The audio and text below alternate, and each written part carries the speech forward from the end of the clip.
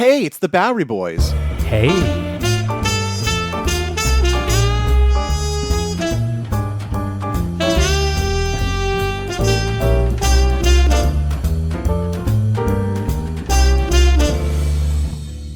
Hi there, welcome to the Bowery Boys. This is Greg Young. And this is Tom Myers, back again, this time with part 2 of our special end of the summer miniseries, in which we are revisiting 3 Bowery Boys episodes that celebrate New York City's neighborhoods. Well, we're looking specifically at how those neighborhoods came to terms with their own histories. Now, last episode, we went to Soho, south of Houston, and visited its beautiful cast iron 19th century architecture, walking along streets that in many places look virtually identical to how they looked 125 years ago. Well, that minus the high-end boutiques. We'll be contrasting that neighborhood's history today as we head to busy downtown Brooklyn, which is the borough's governmental, business, and commercial center, and where, unlike Soho, very little looks the same as it did a century ago. Because in downtown Brooklyn, history has very often been erased and rewritten or reconstructed. For the most part, that is, there are still some very important historical landmarks in downtown Brooklyn that are preserved. A historic church, a few Art Deco skyscrapers, and even a post office. There are also businesses like Junior's Cheesecake and Gage Tollner's that define themselves in the traditions of the past. Both of them Brooklyn classics. But Gage Tollner's, not only did they reopen in 2021 in their original location, which is at 372 Fulton Street, but that spot also happens to be landmarked. Which might suggest that the neighborhood is throwing its all into recapturing the past. However, that's not the case. In fact, the area could probably be described as one of the city's most transformed neighborhoods of the 21st century. Now, traditionally, downtown Brooklyn has been known for 2 purposes. The first is bureaucratic and governmental, right? It's the home of Borough Hall and a whole cluster of courthouses, including that grand historic post office that you mentioned. This is sort of the jury duty side of downtown Brooklyn. And that part, for the most part, is unchanged from how it was several decades ago. But downtown Brooklyn has also been known as Brooklyn's central shopping district, and department stores once lined Fulton Street, in particular that stretch of Fulton between Borough Hall and Flatbush Avenue. That has changed significantly due to a great number of factors, including, changes to how people shop, which have affected retail situations everywhere. There still is some good shopping on Fulton Street, so, it's not all gone, especially if you like apparel, athletic wear, tennis shoes, things like that. But for the most part, its department store glory days are long gone. Which was only underscored just last year in 2025 when the Fulton Street Macy's department store closed its doors. But in recent years, downtown Brooklyn has taken on another personality. It has become far more residential, thanks to a new gaggle of skyscraper apartment buildings, several of which, yes, we can definitely refer to as towers, right? Yes. These towers have really transformed Brooklyn's skyline. And that is the biggest change to downtown Brooklyn, because now you can see the neighborhood from all over the city, from several boroughs. You can see it from Inwood. Tom, you can even see it from Elizabeth, New Jersey. We recorded our Downtown Brooklyn show in 2019, at which point that transformation was already underway, although clearly it was not as far along as it is today, 7 years later. This aggressive residential development is permitted, it's lawful, because of a 2004 change in the neighborhood zoning laws.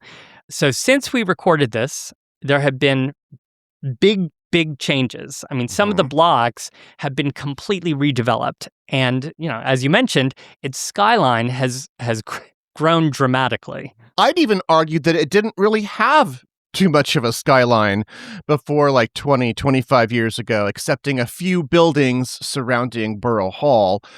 Today, downtown Brooklyn currently, however, has 9 of the 10 tallest buildings in the entire borough, all of them topping out between the years of 2014 and 2025.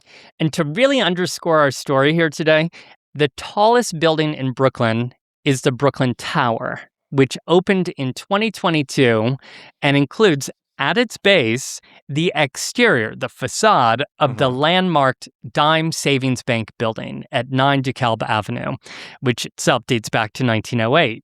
So from the street level, it looks kind of like this new skyscraper is just shooting out, right, of this original building like a rocket. In other words, there is a historical footprint of the old days of Brooklyn, of old Brooklyn, and around it, there are even a few sites that date back to before 1898, to, when Brooklyn was its very own independent city. But it's all in the shadow of this building, of what residents affectionately called the Lord of the Rings building, or the Eye of Sauron building. Thousands of people, thousands of new residents, in fact, are today living in these new condos and rushing by many of the neighborhood's oldest landmarks every day. So we encourage everybody to take a moment and stop and allow yourself to be transported back to another time. A time when, in almost every way, downtown Brooklyn was the true center of Brooklyn. So join us as we explore the now towering history of downtown Brooklyn. Downtown Brooklyn is a proper neighborhood. It is the main business and commercial area of the borough of Brooklyn, highly accessible by mass transit, highways, and bridges. But hold on. Thousands and thousands, hundreds of thousands, if not more, people in Brooklyn live south of downtown, right? They live downtown from downtown. Yeah. So downtown is actually uptown for them. It's downtown in spirit, Tom, if not in actuality on a map. It's unique in that it is a civic and retail area that is almost entirely surrounded by residential neighborhoods. You have the neighborhoods of Fort Greene on the east, Boerum Hill to the south, Brooklyn Heights to the west, and Dumbo to the north. Although sometimes bits and pieces of those neighborhoods are actually incorporated into what they call downtown Brooklyn. Yeah, it's a catch-all name sometimes. And anyway, Dumbo didn't even really exist as a residential neighborhood or as its own neighborhood until recently. Yeah, and we have a show from last year that details the history of the Dumbo area. Now, what we're going to talk about today, the area of downtown Brooklyn, can be divided into 4 quadrants. I would say. This is getting very technical. Well, yeah, I just want you to visualize this because it's got so many functions that we need to kind of lay this out. The first quadrant is what I would call Borough Hall, or Old Brooklyn City Hall, and the handful of older skyscrapers which surrounds it, okay? Number 1. And this is the western section of downtown Brooklyn. Yes. Now, stretching north from there is Cadman Plaza, which is a large open public space. And along the plaza's eastern edge are government buildings of various ages. There's a district court building and a post office. That's right. And the northern end of the plaza kind of gives access to the Brooklyn Bridge. So the northern edge of Cadman Plaza is pretty busy with automobiles. Yeah, I mean, there's lots of traffic. I mean, that is very different from a lot of Brooklyn neighborhoods. There's a lot of hustle and bustle and a lot of people, many of whom are headed to the other 2 quadrants of downtown Brooklyn. The third one being the Fulton Street retail area, which has largely been defined by shops for well over 120 years. And then finally, this fourth quadrant is known as the MetroTech area, which is a region which is a largely redeveloped superblock, crafted in the 1980s and 1990s to become a business and education center for Brooklyn. Okay, so if the Fulton Street Mall is at the southern end, the southern quadrant here, that puts MetroTech north of that. Yes. So these quadrants then give people reason to be here for government business, for shopping, for education, even to access the Brooklyn Bridge. This neighborhood means a lot of different things to a lot of different people. Yes. And I would say it is considered the center of Brooklyn, or at least for over 150 years. I'm going to begin our story here in the year 1834. For that was the year that the village of Brooklyn, okay, this old village that traces itself back to the old Dutch days, that is the year that it was granted a city charter and became the city of Brooklyn.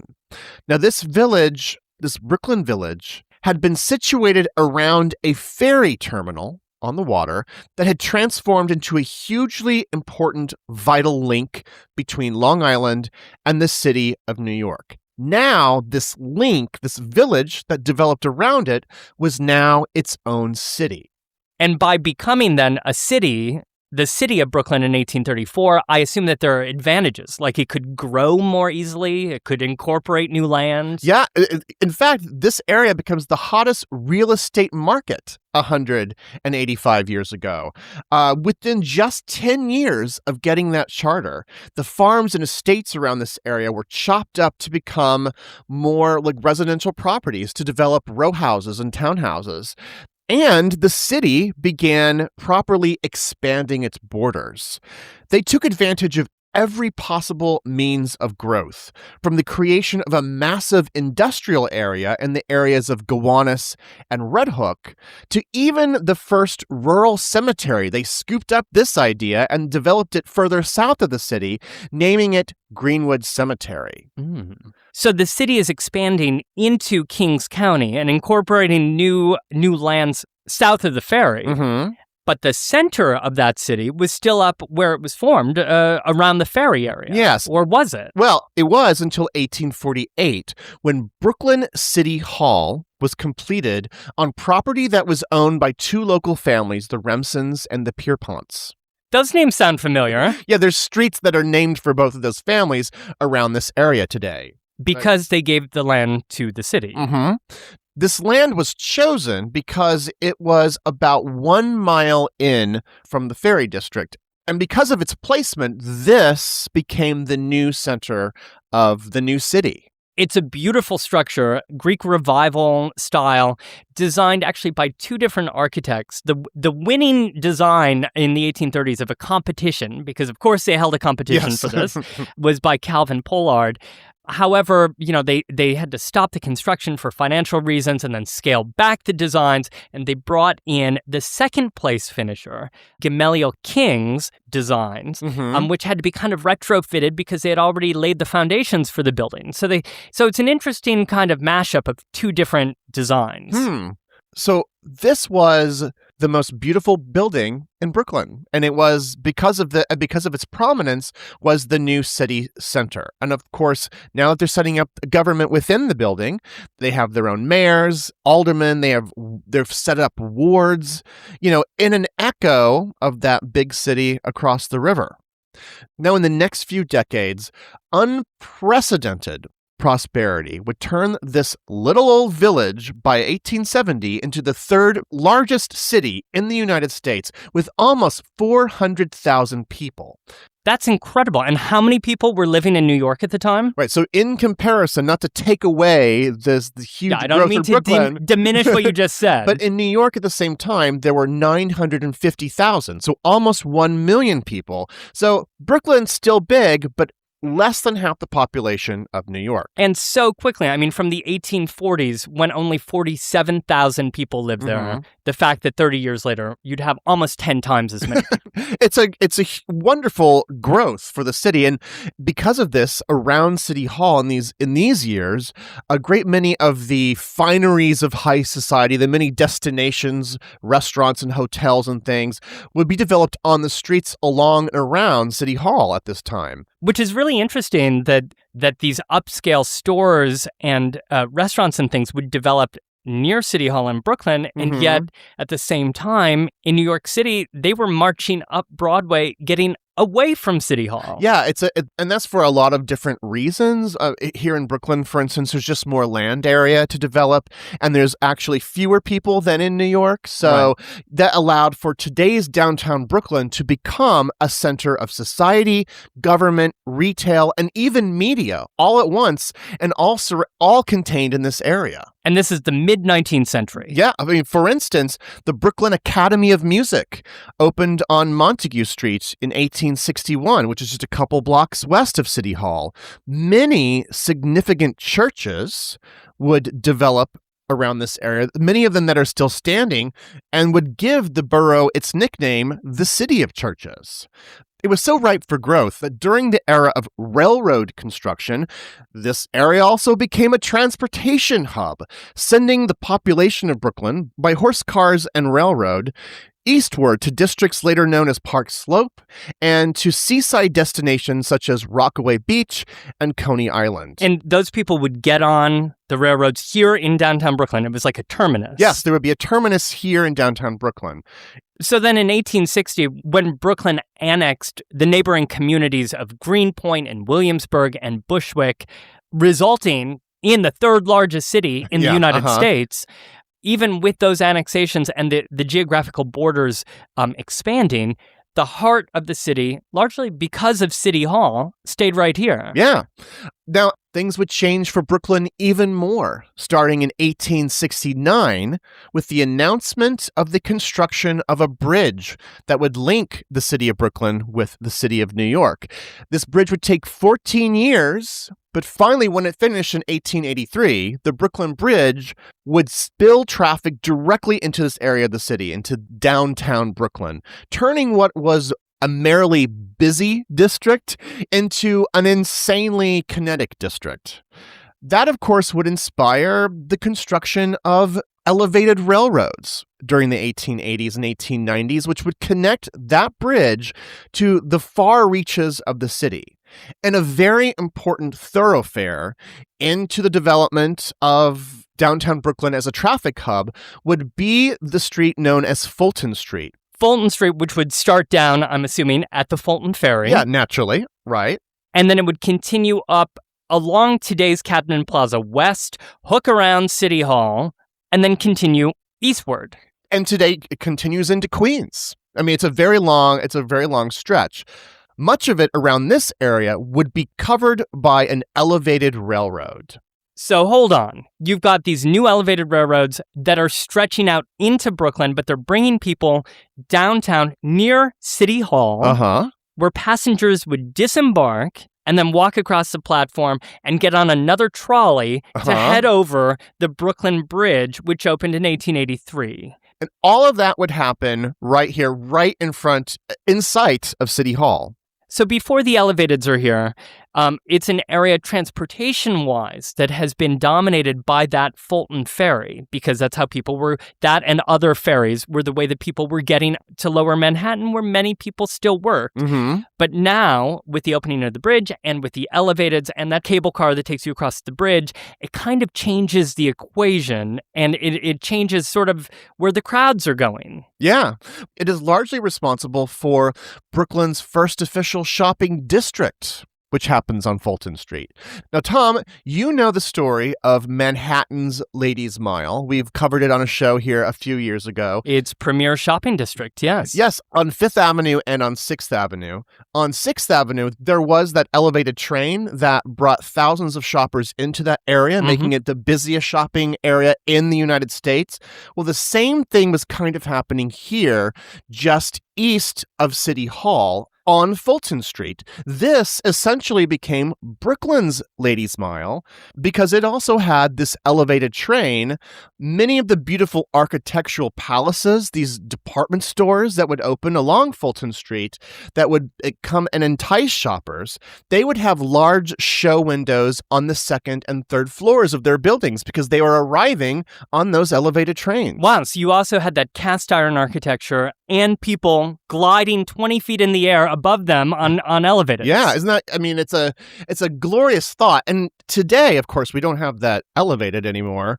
But when you are on Fulton Street in this shopping area, I recommend that you just kind of stand, just be careful of the buses and the other traffic, but you can stroll the street up and down and say many of these buildings are still around. It's just that on the ground floor, they've been modified so much that you can't really tell there's any historical aspect to them.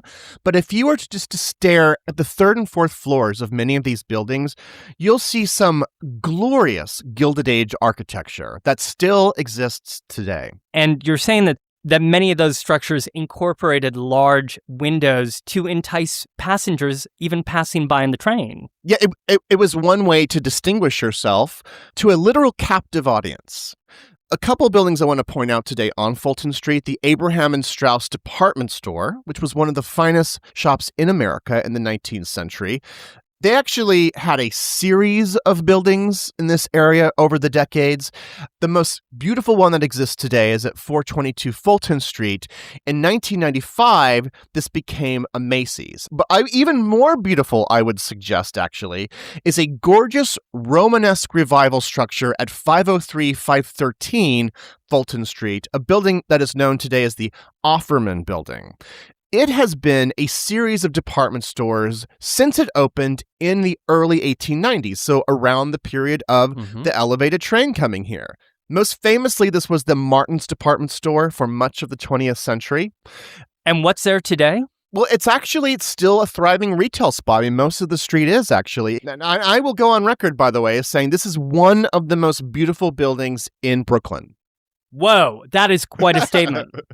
And those are just department stores. I mean, there were also fine dining establishments. Oh, in fact, I'm going to direct your attention to a rather modest-looking building today at 372 Fulton Street, which was once the home of Brooklyn's most famous restaurant named Gage Tollner, which began operation in another location in 1879, but moved here to Fulton Street in 1892, again with the elevated railroad. So the elevated started operating in this whole area in the 1880s and 1890s, and it's fun to think that these department stores and the restaurants are all opening at almost the same time in the 1880s and 90s. They're all brand new, right? That they're, like, theoretically, you could go into Abraham Straus and do a day of shopping and then go for dinner at Gage Tollner's, and they were both brand new, pretty new, right? Although, I mean, Gage Tollner was actually a very exclusive eatery and a favorite of all the old families of Brooklyn Heights. Charles M. Gage and Eugene Tollner were toasts of the Borough during the Gilded Age, and would eventually remind many of Brooklyn's independent days. When they retired in 1910, the Brooklyn Eagle said, quote, "For over 30 years, the two veterans have together tickled the palates of many of the best-known Brooklynites with steaks and chops and luscious oysters, clams, and the freshest of fresh lobsters." Wouldn't you love to just go for some chops today, Greg, for lunch? No, but how long did Gage Tollner stay in business? Well, they did retire in 1910, but the name remained on the restaurant for many, many, many decades. It operated under that name, Gage Tollner's, until 2004, believe it or not, when it closed and became another famous restaurant, TGI Fridays. Oh, God. It's a chain universally recognized for its cast iron architecture and red awnings. Then in recent years, TGI Fridays moved out, and the building for a brief time became an Arby's, replacing lobster with delicious folds of roast beef. Okay. Tell me that's not the end of the story. No, because there's been no occupant for some time in that building, but there are some local entrepreneurs who are attempting to bring back the Gage and Tollner name. So some local Brooklyn restaurant owners are going to reopen it in 2019. So stay tuned. I think that they should name it TGIGT. Thank God it's Gage and Tollner. Okay, so to kind of summarize, by the 1890s, you have one of the biggest urban centers in the country, right here. Civic and commercial activity swirling around this beautiful city hall and just loads of mass transit options. But then there's a plot twist to the story here, with the drive to consolidate all the areas around the city of New York, which is still a bigger city and a more powerful city. This drive to consolidate the metro area around it and to create something that would be known as Greater New York. And Greg, you and I recorded a podcast many years ago on the consolidation of New York and the creation of Greater New York. And that goes through some of the details of this dramatic tale. And of the creation of the 5 boroughs. Long story short, on January 1st, 1898, the city of Brooklyn became the Borough of Brooklyn, which for many, perhaps for even more Brooklynites, this is actually seen as a demotion. So what they had voted for it. They had voted for, well, this was a very contentious, controversial decision, and for many people in Brooklyn, this was considered a demotion. The great mistake of 98. That's what it's often called. But what does this specifically do to downtown Brooklyn? What does this do to Brooklyn's City Hall and to the center of what was a growing city? We'll explore downtown Brooklyn in the 20th century after this. So, Greg, you just left us at this consolidation in 1898 from city government to borough government. Dawn of a new day, although many were disappointed. But, you couldn't just go back and have a second referendum, no matter how obvious it was that it was a mistake. Brooksit? Brooksit. It was Brooksit.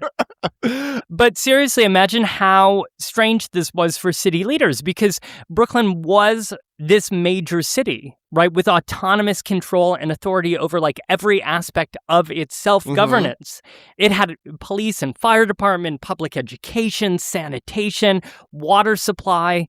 Library? Well, it did keep its own library. Okay, but many of the other things I just mentioned were handed over in some ways to authorities that were often based in the municipal buildings over in Manhattan. Imagine the restructuring that took place. Imagine all the headaches. It also meant just that there was a change in names. City Hall in Brooklyn became Borough Hall. The mayor of Brooklyn became the borough president of Brooklyn. But consolidation actually brought a lot of benefits into Brooklyn. Yes, there were obviously benefits. There were tax dollars now flowing into Brooklyn. There was new infrastructure, not just new bridges like the Williamsburg and the Manhattan Bridge, but there were subways that could now be built between the two former neighboring cities. Now they were one in the same city. So that opened up all these opportunities to build these new big projects that link these boroughs. The same with the school system, government streamlining, other projects, including the water, things that we don't really think about. So there were many people who were not complaining about this new change. Right. Least of all those in the real estate and development business. Because just when you thought that Brooklyn had changed a lot during the 19th century, the early 20th century saw another giant population boom. And much of this was caused or facilitated by consolidation. There were these new bridges, like the Williamsburg in 1903, the Manhattan Bridge, which opened on the last day of 1909. These made it easier to travel back and forth between the boroughs, of course. It also meant that it was easier for Manhattanites to relocate and live in Brooklyn. As we mentioned in our recent Williamsburg Bridge show from last year. That's right. It sort of benefited both ways. And those new elevated rail lines, and then later, soon afterwards, the subway lines could now grow, more easily and stretch farther into Brooklyn. Into land that had been farmlands, and entire new neighborhoods would develop very quickly. And all of this would result in the population of Brooklyn swelling from 1.16 million people to 2.5 million people between 1900 and 1930, an increase of well over 1 million people. That's incredible, not just because these are residential developments, but at the same time, these industrial districts are expanding hugely during this period. Both the piers, the old Dumbo area down by Red Hook. All along the waterfront. The Navy Yard was hiring. The docks were employing thousands of people. You and I have been loving this film clip, actually, from 1948. This travelogue that just extols, all of the virtues of Brooklyn and the benefits of Brooklyn and the fact that its products that it produces are known the world round. Brooklyn, across the river, the city of friendly people sometimes called Dodgerville. Brooklyn keeps on growing with a population of almost 3 million people. For Brooklyn is also a great industrial city with miles upon miles of waterfront. Brooklyn buys what the world has to sell and sells to the world about everything under the sun. Made in Brooklyn. The Made in Brooklyn trademark is known in every corner of the civilized world. Ships that move Made in Brooklyn products across the 7 seas to lands beyond the horizon. I mean, that's the city I want to live in. Yes, and that Brooklyn. And that was in 1948 or 1949. So that's decades into my story here. But by the mid-century, Brooklyn was prospering. And the borough is also becoming more diverse, especially as the, quote, Great Migration of African Americans were heading up from the South in the years between World War I and the Great Depression. So the African American population in Brooklyn was booming, as was the Puerto Rican population as well. So that is a great grand picture of Brooklyn as a whole during the first half of the 20th century. How are these changes specifically affecting our subject here, downtown Brooklyn? Well, the new bridges that were being constructed helped define downtown, helped define the borders of downtown. You had the Brooklyn Bridge basically on its western edge, and then the new Manhattan Bridge, which opened in 1909, and at around the time of its opening, the city was building a new stretch of road from the bridge's Brooklyn approach down to meet up with Flatbush Avenue, which was one of Brooklyn's main thoroughfares. That new roadway was called the Flatbush Avenue Extension. That project took many years to complete, but when you look at photos, and I'm sure you'll be posting these on the website, BoweryBoysHistory.com, but you see that Flatbush Extension under construction in 1909. The land is being graded by horses, workhorses. And then another photo a few years later, in 1912, it's still under construction. The whole neighborhood is out watching. Horses are around.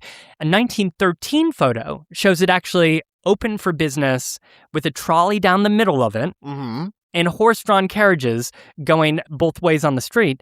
And I was reminded, of course, that these bridges were being crossed by thousands of horses every day. Right. This is right before the era of the automobile arrives into New York City, starting in the late 1910s.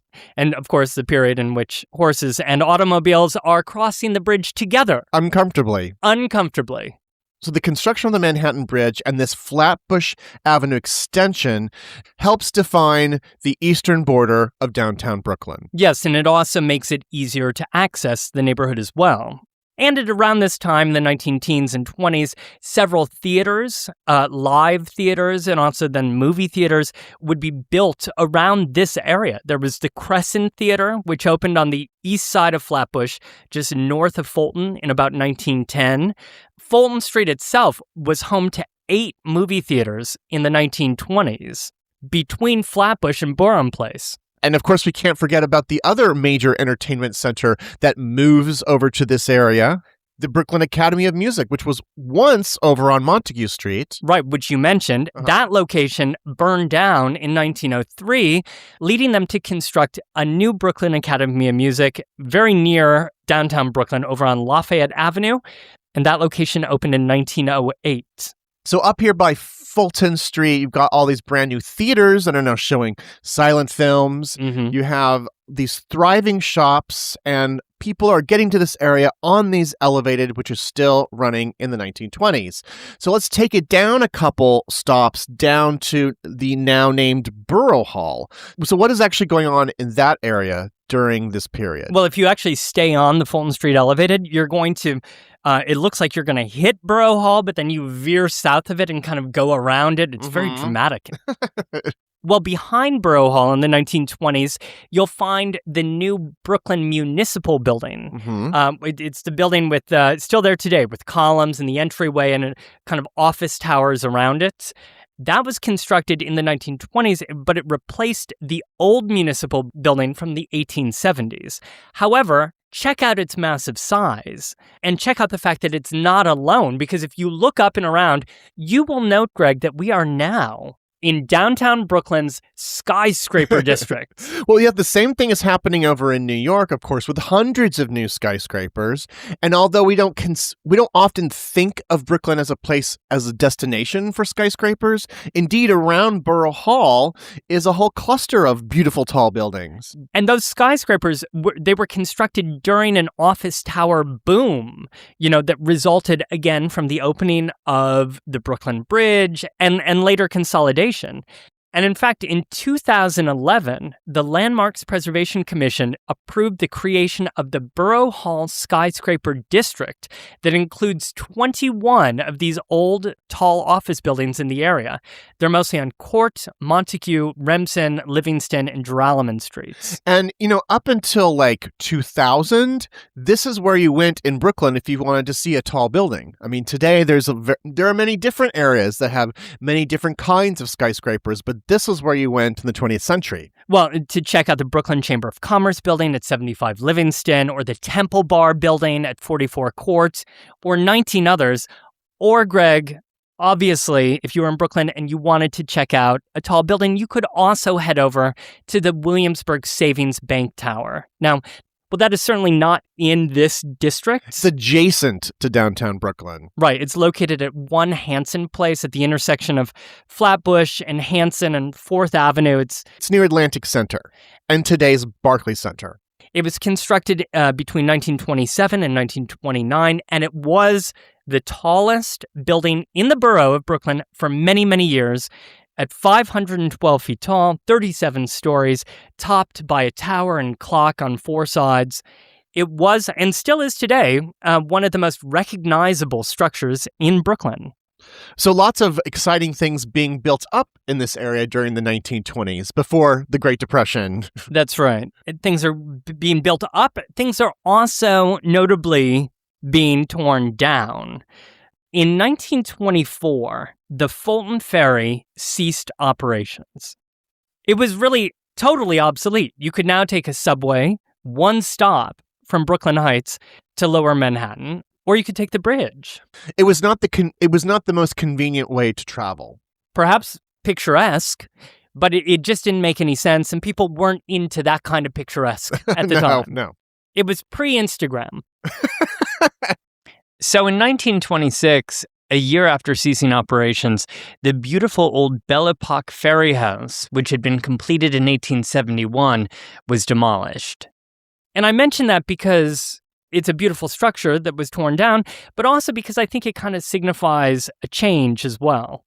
New York just didn't see these buildings in the same way that we do now. They didn't imagine that we would want to preserve something like this old-timey Fulton Ferry landing. We see them today as, a beautiful Belle Epoque masterpiece, right? But people at the time saw them as dated, and this was an era of progress. And in many cases, the city considered old buildings to be what they called blight. They were outdated and in need of clearing. By the 1930s, outdated, quote unquote, buildings all over downtown and really all over the city were starting to be demolished and replaced with more modern structures, be they housing developments or schools, municipal buildings. And here in downtown Brooklyn, a gaggle of buildings in the 1930s in the blocks north of Borough Hall would be condemned and demolished in order to make way for a new park, which was called Cadman Plaza, which opened in 1939 and was named after the Reverend Dr. Samuel Parks Cadman, who was a congregational minister in Brooklyn. Did you say his middle name was Parks? He had it coming. So he should have known. So Cadman Park is named after a man whose middle name is Parks. It's like well, no, his middle name was not Plaza. That would have been really strange had his name been the Reverend Dr. Samuel Plaza Cadman. So this is a good thing, right? Because there's not a lot of open space. It's a very densely packed area, downtown Brooklyn. So this plaza must have been a welcome new component. Did you work for Robert Moses? Because you're selling his case, Greg. Okay. That was sort of a city line. Yeah. And actually, in constructing Cadman Plaza, we should mention that they renamed some streets. So Fulton Street, which had started down at the now defunct Fulton Ferry, went up the hill, and then it continued on past Borough Hall, and then it made its way. Well, that stretch of Fulton Street was renamed Cadman Plaza West. Washington Street, on the eastern edge of Cadman Plaza, became Cadman Plaza East. And, it is a lovely wide open park today. You're wrinkling your brow at me. It is a wide open park. And there is, as you approach the bridge, actually a huge open field. Yes. And the plaza also contains the Brooklyn War Memorial, which was dedicated later in 1951. But to get back to the opening of Cadman Plaza here in 1939, now, aren't there still elevated trains kind of going along around this? Oh, yeah. Making it a rather not peaceful kind of a plaza? And you can imagine that Robert Moses and others considered those elevated trains to be blight as well. I mean, when you see photos of Cadman Plaza under construction, you cannot help but notice the tracks of the elevated trains encircling it and heading south toward Borough Hall and Fulton Street. Well, for many years, all of this was a big spectacular mess because of the construction, and then you had the shadows being cast down because of those railroad tracks, and so it just became a very unpleasant place. Right, and there was still the big change yard, the terminal of some of the elevateds at the base of the bridge as well. So there was just a lot of elevated railroad infrastructure clogging up many, many of these blocks and roadways. And so the Fulton Street Elevated ran its last train on May 31st, 1940, and the structure was demolished, which actually resulted in a strangely brand new looking Fulton Street. It's like 6th Avenue in Manhattan. When they took down the Elevated, you looked at those cast iron structures in a new way because now you could really see them. So here on Fulton Street, the city claimed that actually by taking down the Elevated, one of the unintended benefits was that some of those department stores decided to renovate and to modernize because now people could see them. But the city had a little bit more work to do in this area, right?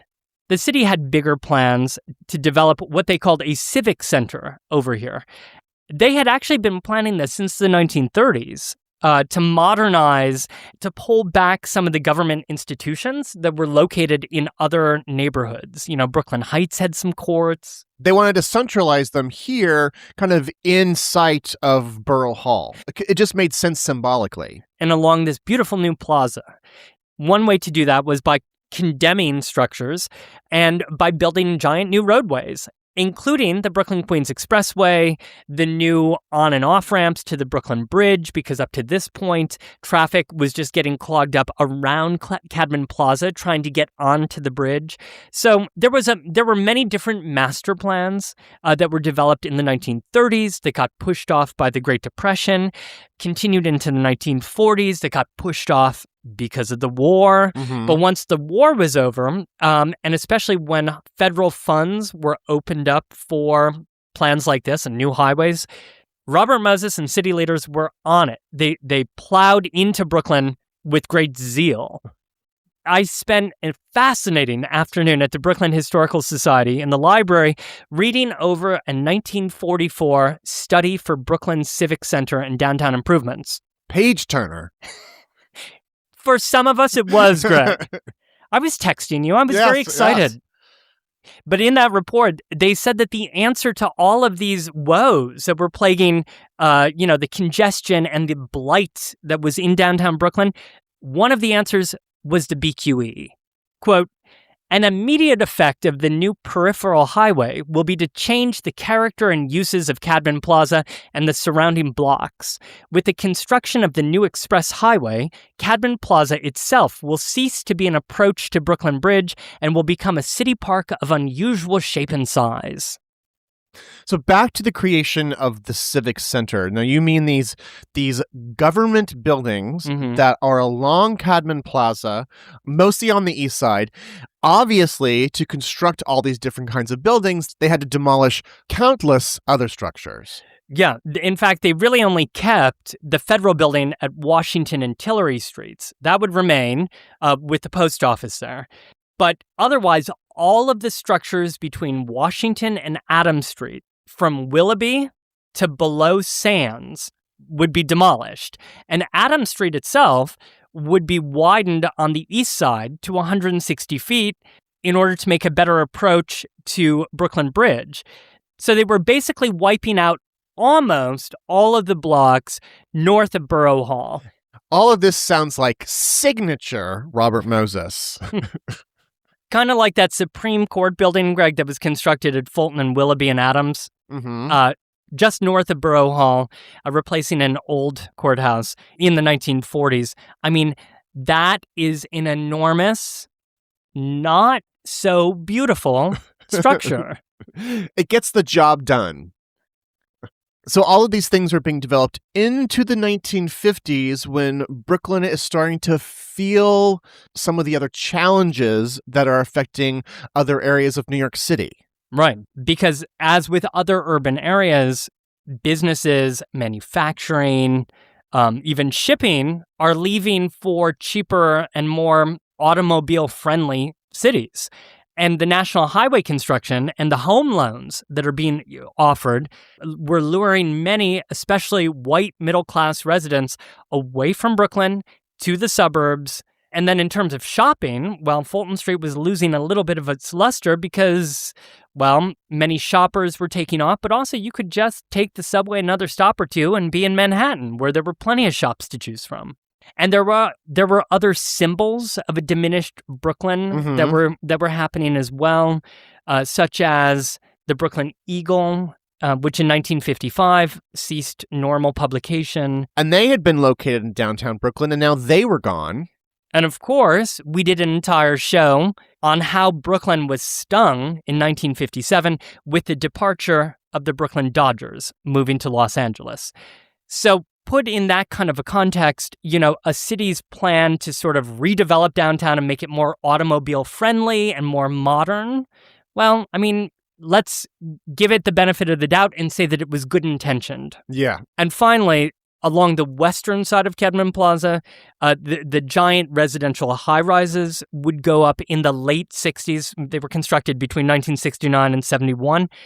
Those were met with considerable opposition from neighborhood groups and activists living in Brooklyn Heights. And the city sort of, redeveloped its plans and included 50 small duplexes, in order to sweeten the deal a little bit. If you've ever wondered why those duplexes are there at rather the base. Unusual housing options are there. Right. Those were meant to make the whole Cadman Towers project more appealing. The Cadman Towers, by the way, required the demolition of structures along Fulton Street there, now renamed Cadman Plaza West, that included, among other things, the old Rome Brothers print shop at the corner of Cranberry and Fulton, the print shop that Walt Whitman used to self-publish his first edition in 1855 of Leaves of Grass. Now, the city of New York made a gallant attempt to rescue that old retail district. over on Fulton. Many shops, restaurants, and movie theaters were closed by the 1970s. The city made a gallant attempt to rescue some of the retail that was here in 1977 by creating the Fulton Street Mall shopping district. One way of bailing out this area that had undergone hard times. Now, retailers had always been here, as we described, since the late 19th century, but by 1977, to encourage people to come here and to encourage shopping, they decided to make the area a little bit more friendly to shoppers. They actually widened the sidewalks, meaning that they narrowed the street so that it was only available for buses. So even today, when you go there, there's not a lot of like back and forth traffic. It's not strictly speaking a pedestrian mall in the way that other areas of New York are, meaning no vehicular traffic. There is still there are still buses that go through here. But as you'll note, the sidewalks are very wide, and because of that, there are people that sell books and jewelry on tables alongside the street today. But the most important attempt to rehabilitate the neighborhood north of the Fulton Street shopping area came with a project called the Metropolitan Technology Center, which was developed, actually they started talking about it in the late 70s. It was developed in the 1980s and opened in the early 90s. And this required the demolition of hundreds of small buildings on several blocks here, just north of the Fulton Street shopping district, to create a super block of academic and industrial occupants. A Metropolitan Technology Center. Mm-hmm. A technology hub of sorts. Did they even call it they didn't use the phrase tech hub back in the day. It was a 1980s tech hub. The New York Daily News in 1982, in describing it, called it a space age idea that would create thousands of jobs. And another newspaper during this period called it Silicon Apple. New York's answer to Silicon Valley, quote, a futuristic landscape of computer laboratories, research space, and business towers. And that was in the 1980s, pre-internet. Yeah, yes. Like still dot matrix era. Still Commodore 64ing, if you will, here. Oh, I will. But in the process, they destroyed homes, hundreds of residents were displaced, and a great number of structures that we might consider landmarks today, actually, were demolished. Although there were a few buildings that were actually moved out of the way, such as 4 structures that are today on Duffield between Myrtle and Willoughby. They were moved here, and so were saved from destruction.